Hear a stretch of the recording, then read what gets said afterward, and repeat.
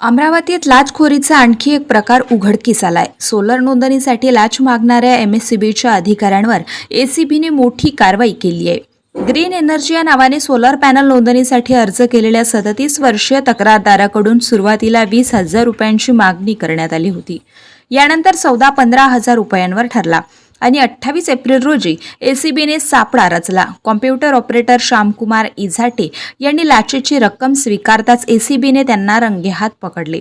या प्रकरणात उपकार्यकारी अभियंता बाळासाहेब खंडारे यांनाही ताब्यात घेण्यात आले आहे। दोन्ही आरोपी विरोधात गाडगेनगर पोलीस ठाण्यात भ्रष्टाचार प्रतिबंधक कायद्यानुसार गुन्हा दाखल करण्यात आलाय। कारवाई दरम्यान आरोपींकडून मोबाईलसह महत्त्वाचे साहित्य जप्त करण्यात आले असून पुढील तपासासाठी घर झडतीची प्रक्रिया सध्या सुरू आहे।